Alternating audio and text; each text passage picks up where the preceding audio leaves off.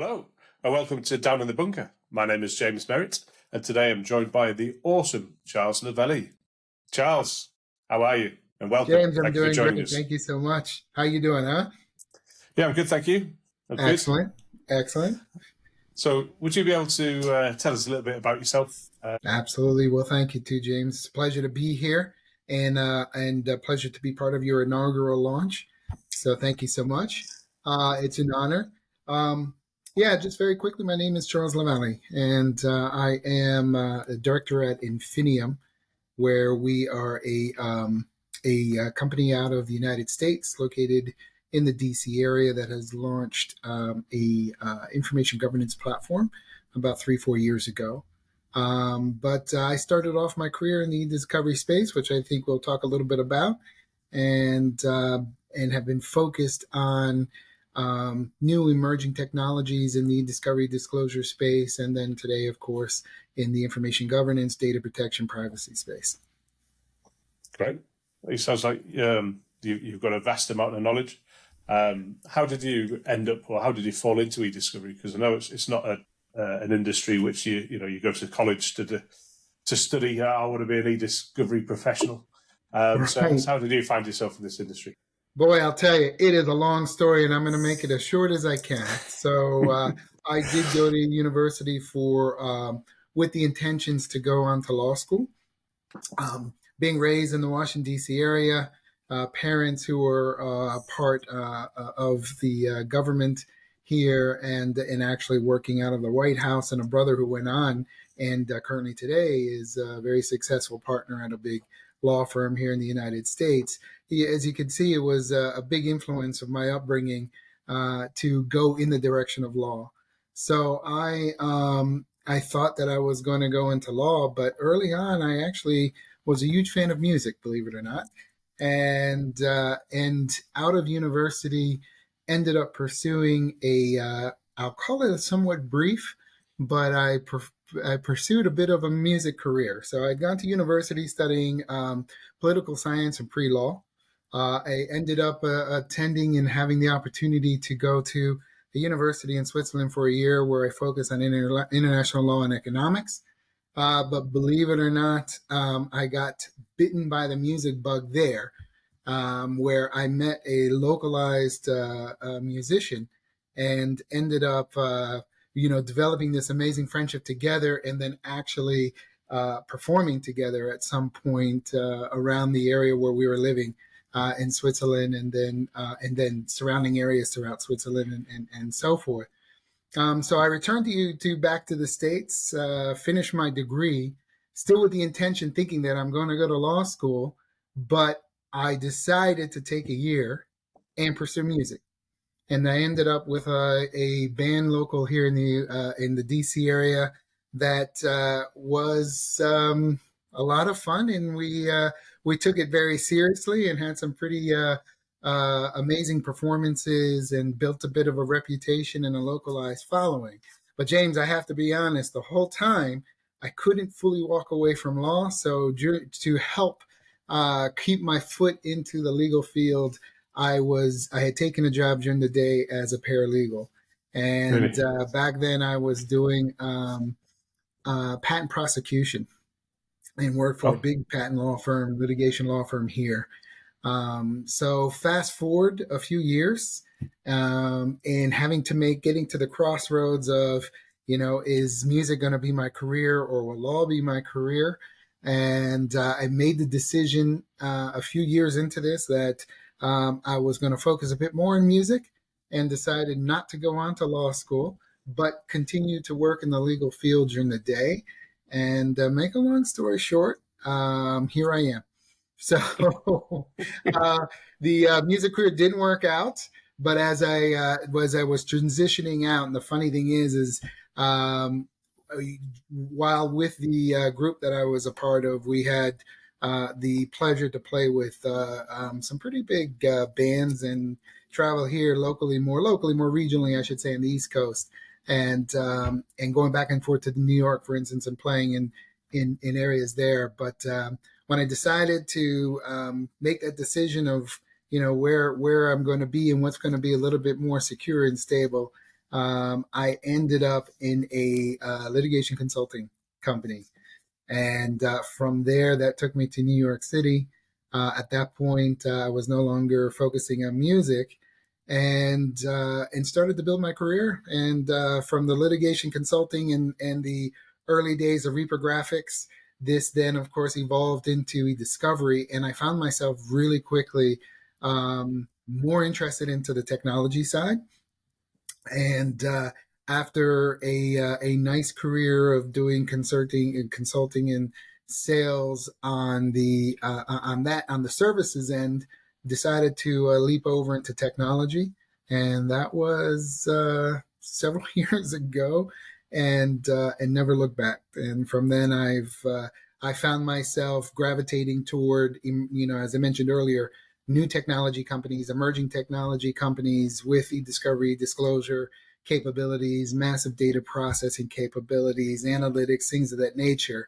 A few years back when I had the opportunity to look at newer technology and emerging technologies in the information governance space, I really took advantage of that and fell in love with the platform for IG, which is part of Infinium, and where I am today. And so, if you could just take you back to your music career, yes.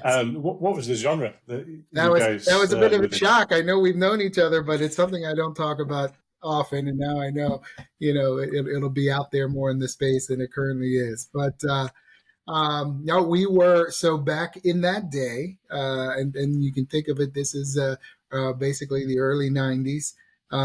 We were what was considered here in the States as a college alternative group.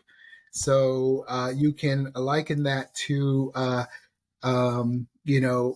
quite frankly, a little bit of new wave. So we were heavily influenced by groups like, Simple Minds. And I'm going to throw out a couple that I know you're going to know, but at the same time are going to feel like, wow, I wouldn't see those in the same buckets. But long story, we were influenced heavily by groups like Simple Minds, Tears for Fears, Depeche Mode, and kind of brought that all into a very interesting sound. Cool. So, what was your part of the band? Were you singing, I guitarist? was the keyboardist, so I had studied piano and a few instruments as a young person, and so that's where the love for music came, and I continued that throughout all the way into my college years. And but once I saw that, when I met my friend in Switzerland, and we were able to, have a lot of fun with this, and saw how much more I enjoyed the performing aspect and the part of actually even writing songs. So when I joined the group here in the U.S. and D.C., we were an all original group. So we wrote all our own material, produced, recorded our own material. We had some airplay in the local radio stations, and as I mentioned, built up a lot. We never became famous because yeah, here I am talking information governance and e-discovery, but at the same time, it was one of those things where it was a lot of fun. It was perfect timing in my life for when it happened, because it was one of those things. If I didn't do it, I would have regretted not giving it a try. Right. Yeah, that sounds amazing. It is amazing actually how many people you speak to within this industry that have this musical background. But no, sounds great. And the fact Well, that this you this studied for will a year this in Switzerland as well. and this will shock you, because of course music is about math, and I'm horrible at math. So it's and now of course we're in data, right, and data management and so forth, which comes down to math again. So go figure. It is. So, what was the year in Switzerland like? What was? How did you find the cultural shift? How did you find the language barrier? Yeah, no, it was a fantastic year. And to this day, it was many years ago, and to this day, it feels like it was yesterday when I think of the memories. As you know, I'm half French, half Spanish, so quite frankly, the cultural, while it was Swiss French and so forth, the cultural aspects weren't very different for me, and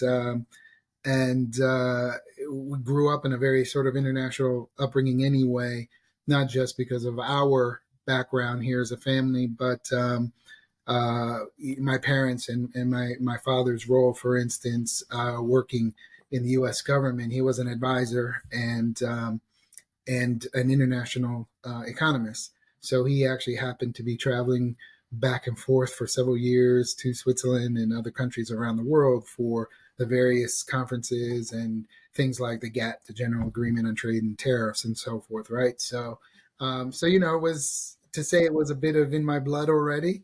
Could be a slight understatement, but I just found it really enjoyable. Always have really enjoyed exploring other countries, aspects of the countries, obviously including, culture and things of that nature. I've always been open and welcome to it, and find it really, really a pleasure to learn new things, whether it's from the language side or people or what have you, customs, etc. Great. And I suppose that set you up nicely for the discovery industry, which, up until COVID, I suppose travel was a necessity for a lot of the different areas of the profession. Absolutely. Well, especially so, then for those who have known me for a long time in the industry, it will, the pieces to the puzzle will probably start to make sense of why. There was a period of my life for about 14 years in my career where I had transitioned and moved to New York, as I started to mention a little bit earlier. And during that time, I got involved in working and actually had the opportunity to introduce an early discovery platform over into the UK, and was able to start to do business in the UK. And from there, it's like, my connection, my connections there, my travels abroad really started to take off. And so for a particular period of my career, while I was in New York, and then a bit now when I moved back here to the DC area where I am now, there was several years, maybe about 8+ years, where I was almost back and forth monthly, every couple of weeks back and forth to London and so forth. So, definitely a highlight of my career in the sense that, something that not just the travel that I enjoyed, but also, again, just being able to, quite frankly, in many ways, set up roots, clients, friends, connections, things of that nature.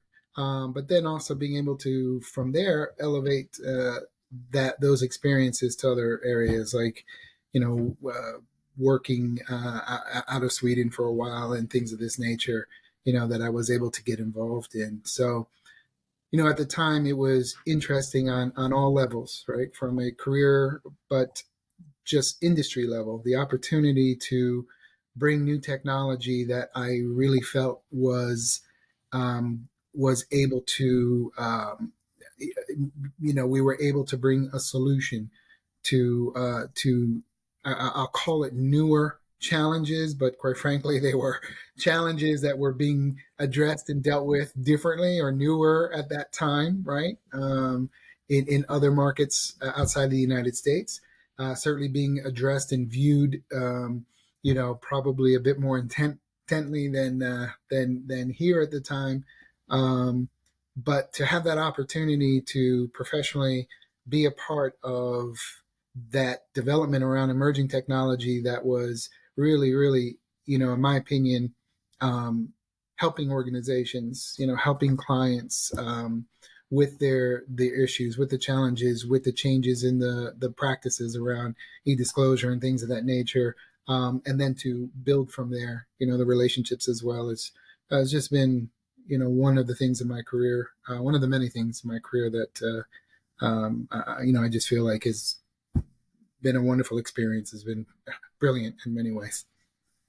Would you say that it's that type of thing that you specifically enjoy about e-discovery, information governance, travel, being able to help organizations understand the data, understand how the technology works?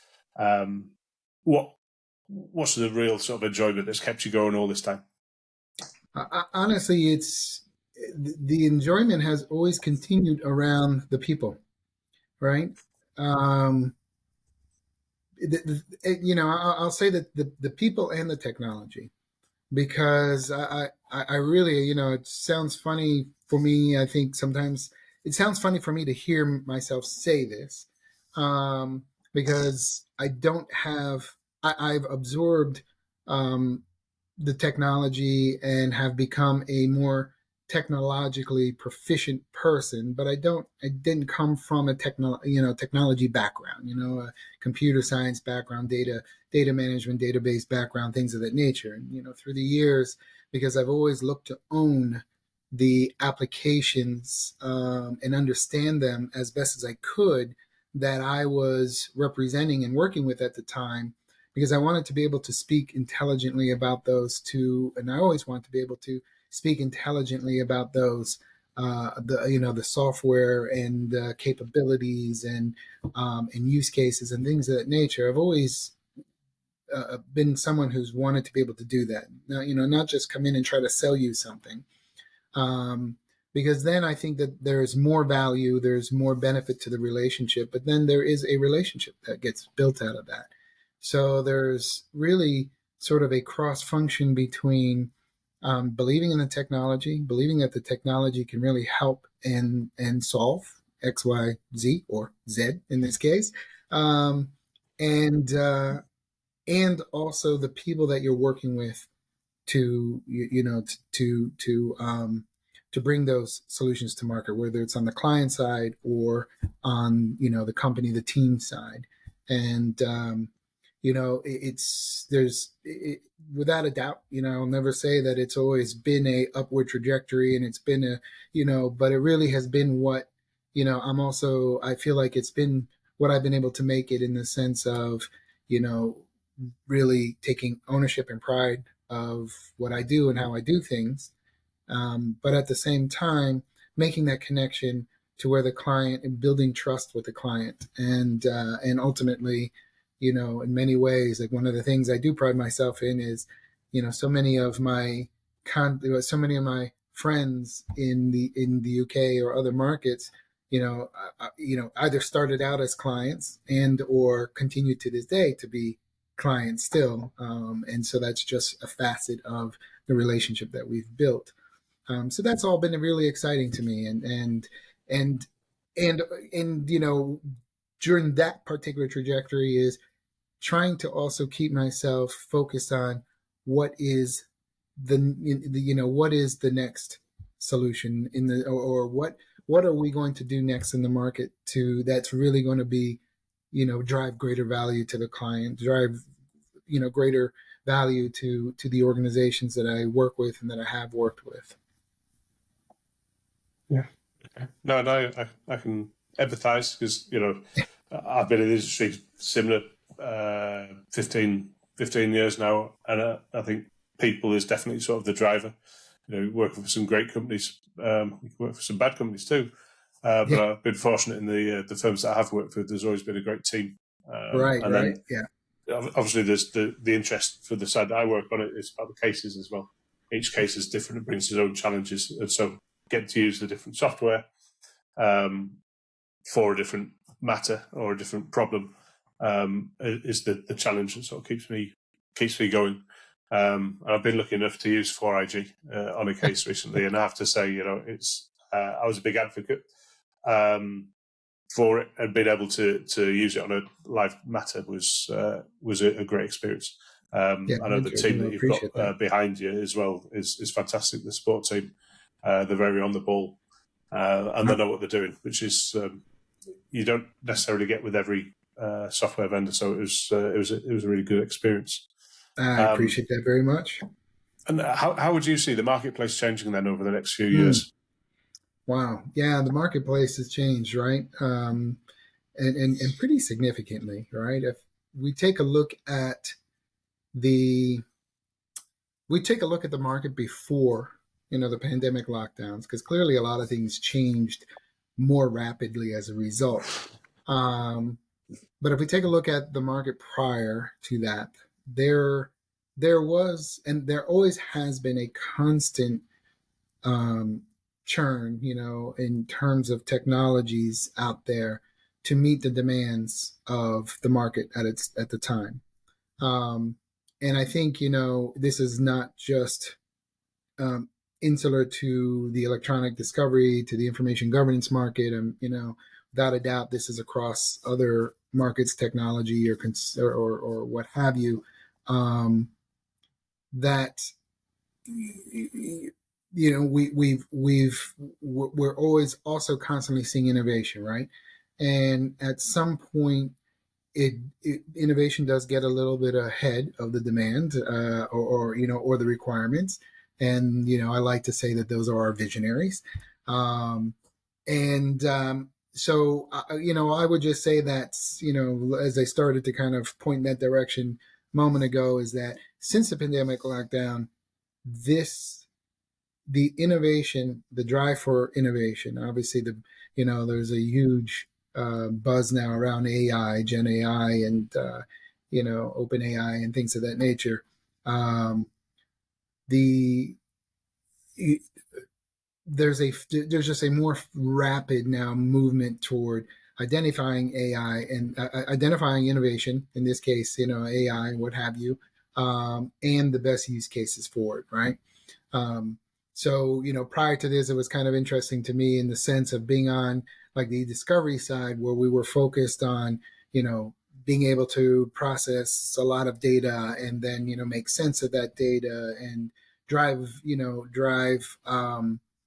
um, drive things like cost reduction and speed up the access to data, through the analytics and review and things like ECA.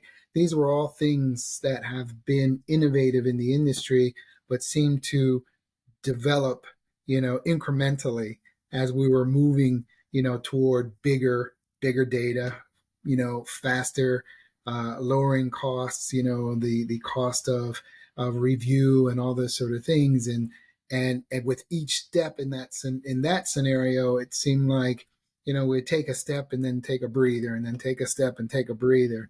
But since the pandemic, since the lockdown, we've been forced to elevate the way that we work, and we work differently. And as a result, the thought process around how we work, the thought process around how we can use that information better, and again, with the same goals to speed up access, reduce costs, things of that nature, that created a need for, more innovation, but innovation more rapidly.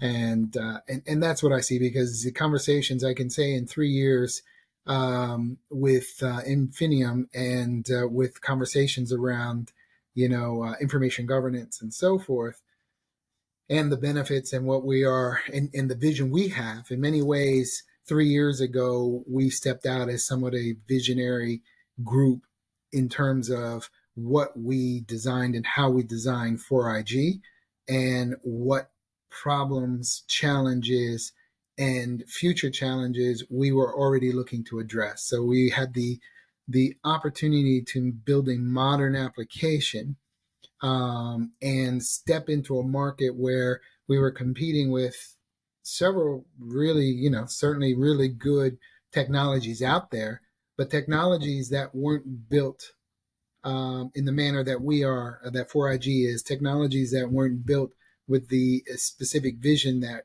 4IG is, because they were built 10, 12, 15 years ago. And they're really still trying to navigate their technology now to go into the paths and the directions of where things are leading now with information governance, data privacy, protection, breach analysis, things of that nature. So, even with the modern solution, as I like to call 4IG from time to time, just in 3 years, I've seen the conversation shift, right? From, the information governance conversation to, the data protection privacy conversation to compliance to now AI governance and so forth. And in my opinion, this is a shorter, span in the field than, say, that progression in technology conversations happened, years back. Yeah, That makes sense. it makes perfect sense. Yeah, and I could see it as well. You're right. It was pre-pandemic. There was a sort of a rest period after you get that new development, and everyone got used to it, and then the next kick on would happen. I mean, it's similar with the way that everyone was suddenly forced to be able to do remote work, which meant people needed to do remote connections. Right. Just the way that data was stored as well, more cloud data. Doing a remote connection was simpler because you could connect Absolutely. into tenants and things. And then Absolutely. this sudden kick on of the Gen AI. I mean, Legal Week was all about Gen AI. It was everyone was sort of selling a different variant, and really sort of getting to the bottom of who's did what and where we're going to be, when it's still sort of in a testing phase. Really, it's not fully at that stage where we can rest and breathe before the next kick on happens. Absolutely. Absolutely. And so, the funny thing to me is while there's been that, heightened progression around, reaching the next pinnacle in innovation and so forth, and this race on AI, Gen AI, and so forth, the one variable that hasn't changed is the requirement to manage data, right? And to better manage data.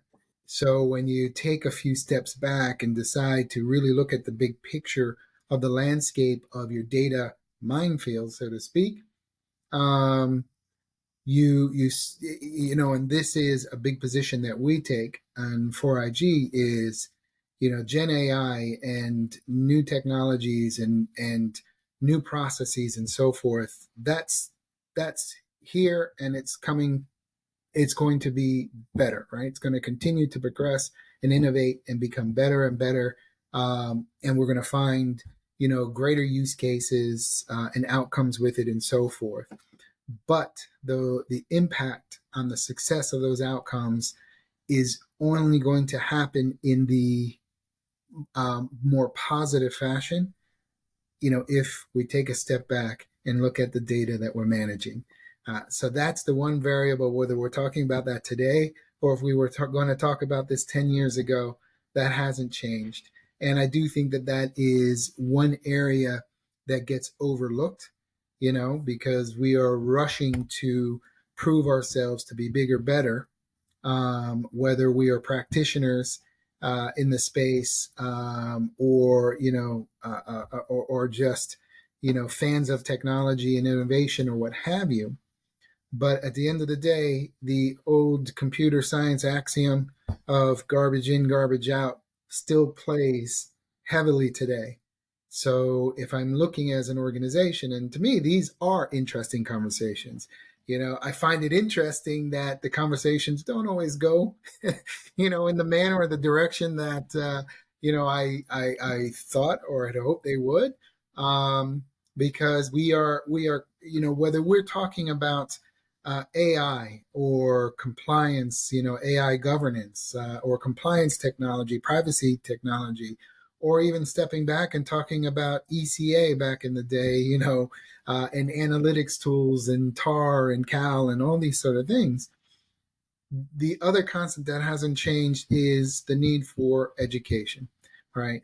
And the industry, we have a number of people in the industry that are fantastic about doing their best and understanding that the greatest role that they can play for their organization is to make sure that they are, or to understand that part of their role is to be, to be,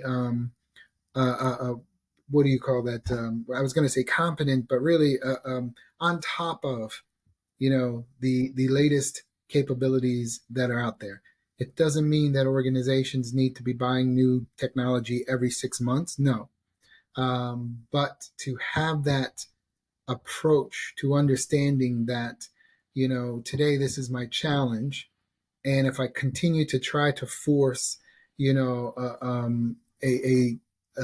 circle through a round peg through a rectangle, it's not going to go. Um, I, all I'm going to do is continue to add costs, add risk, do these things and so forth. Or I can take a look back, see what else is there, and either try to adopt, different approaches or practices with the current technologies if I can.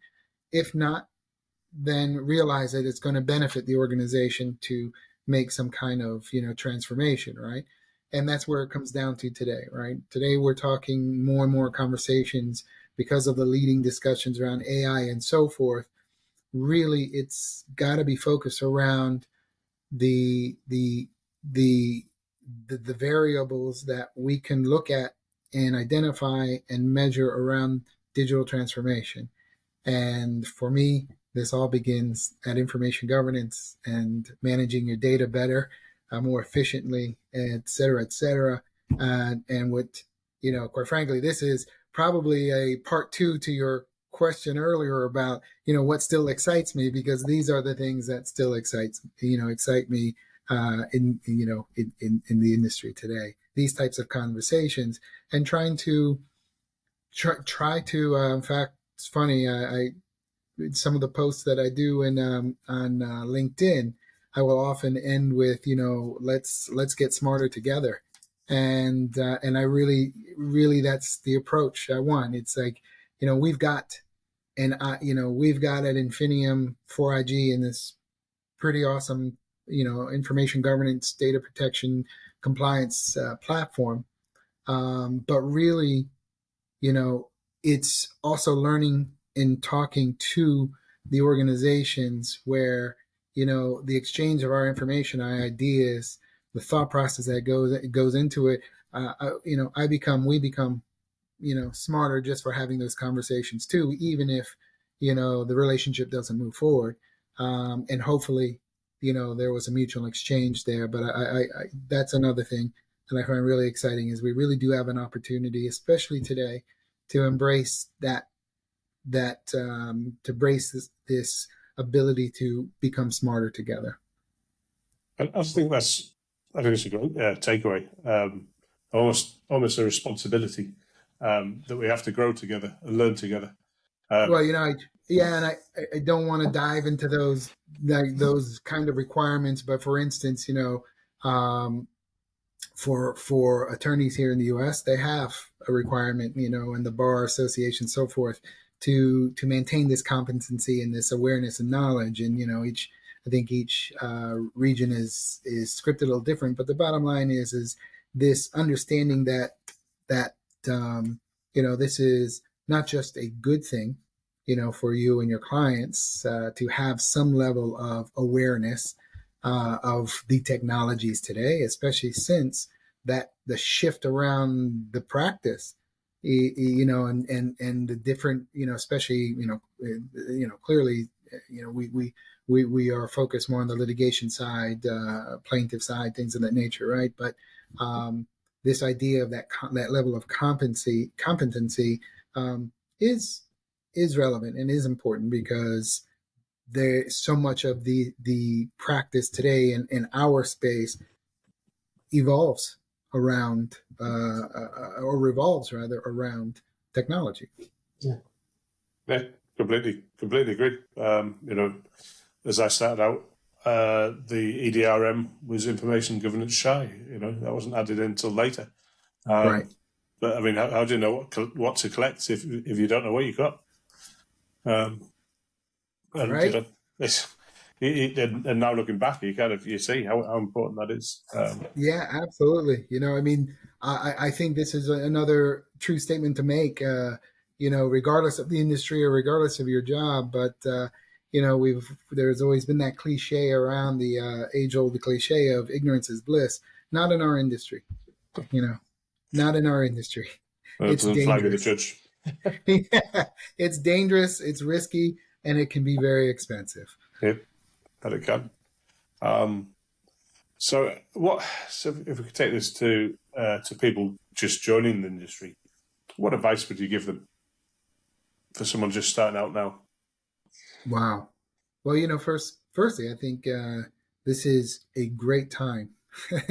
We are in this era, whether it is the discovery, disclosure, the compliance, industries. We are in an era across the board, right, of digital transformation. And clearly it depends on the likes and the focus of the individual. Um, but we are also, even though innovation is constantly evolving, we are at a fantastic, you know, um, level, all right, of innovation and technology in the industry today.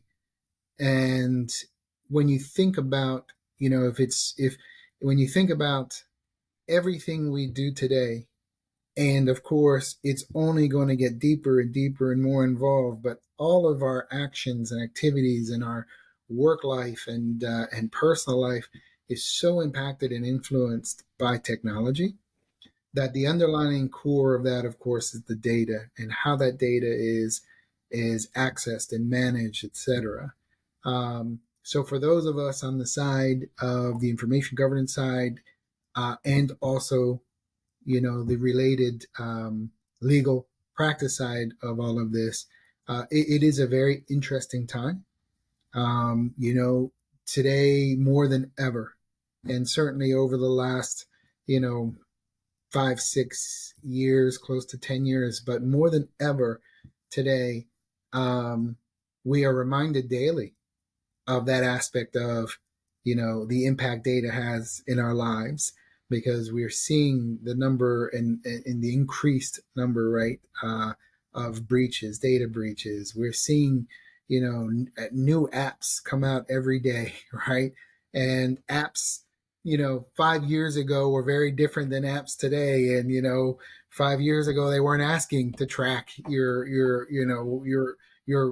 activity. And today, they have to, right? And you can govern that a little bit. But the bottom line is that there's a greater, deeper understanding of the power of data and information technology today than even 5 years ago. And, again, going back to the speed of innovation, has increased to keep up with these developments and to try to get ahead of it, of course, for the innovators and the visionaries. Um, so it's just a fantastic time. I guess that's a big, long answer to say it's a fantastic time to be entering into this industry.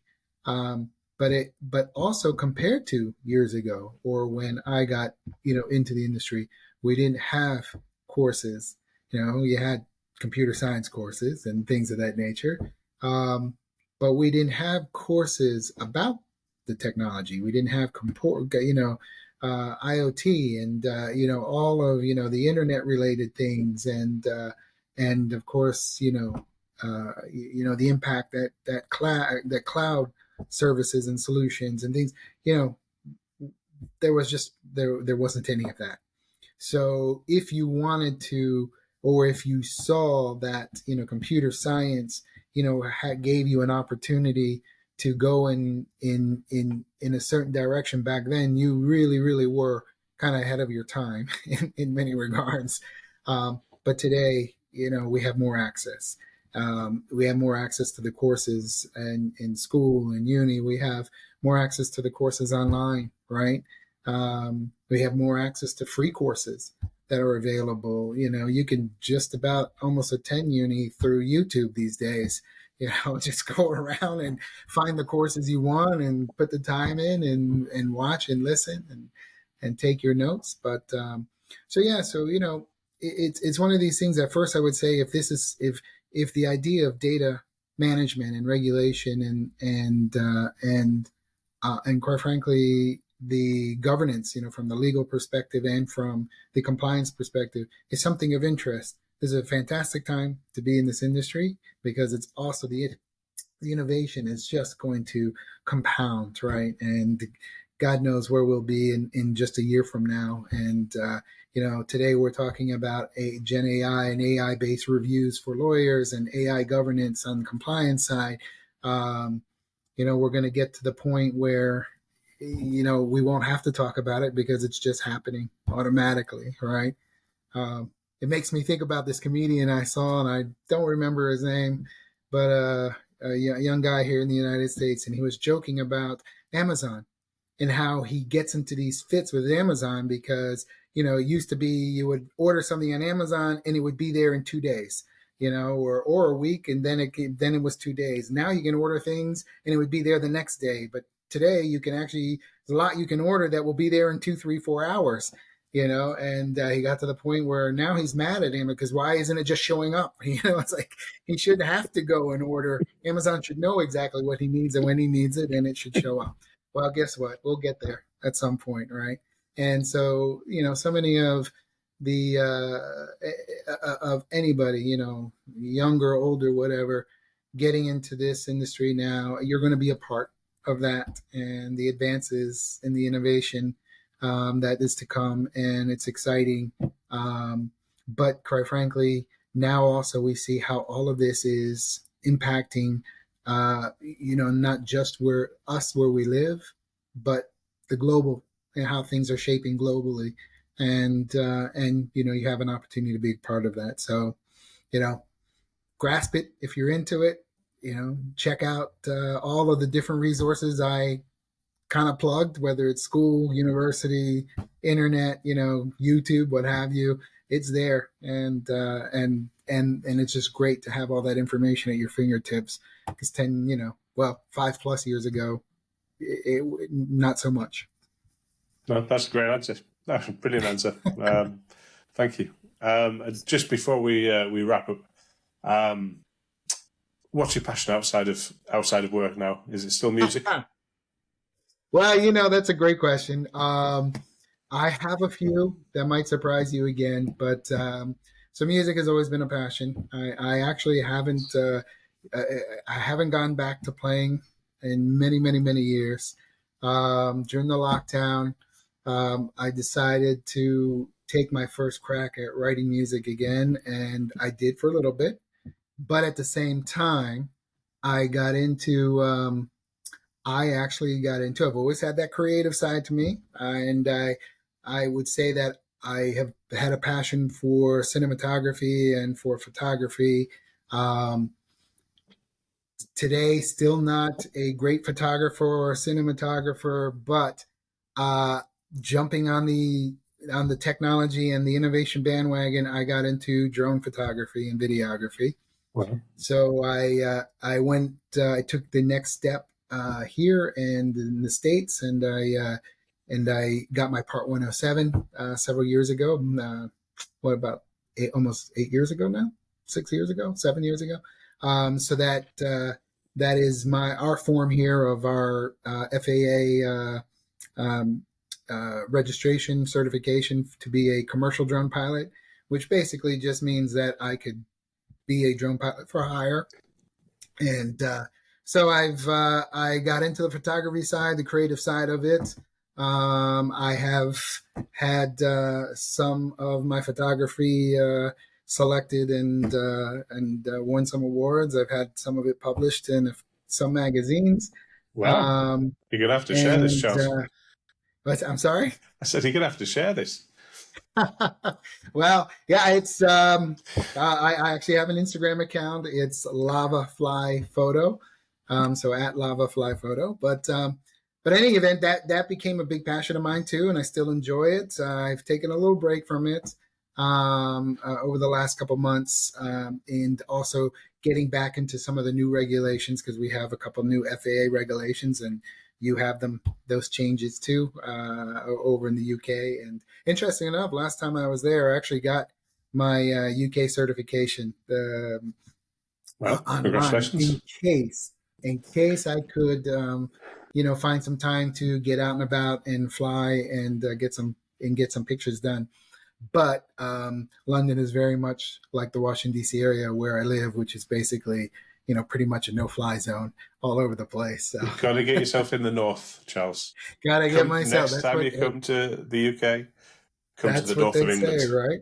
And I will take you up on that too, actually, because I do look forward to taking a trip where I can take a few days and travel a little bit more, certainly well outside of London, and be able to enjoy the beautiful views. Because believe me, there's so much. There are a number of drone pilots there that I follow online. That the photography is just outstanding. Of course, the beautiful landscape there. But on top of that, believe it or not, I'm a avid snowboarder too. So come the winter time, my wife likes to joke, being half French Canadian and half Puerto Rican. Wintertime, I love the cold, so you'll find me in the snow somewhere. And come summertime, I love the heat, so love to be on the beach. So it's a fun mix, and it's been another part of enjoyment for me to get out there, hit the mountains, and get some carving in. Amazing, thank you, and thank you very much for joining us. It's been a great session with you. Really enjoyed listening to you speak. It's been a pleasure, James. I really appreciate it. Again, a lot of fun. So thank you so much. Thank you. So thank you for anyone who's listening. Please stop by for the next episode. Thank you.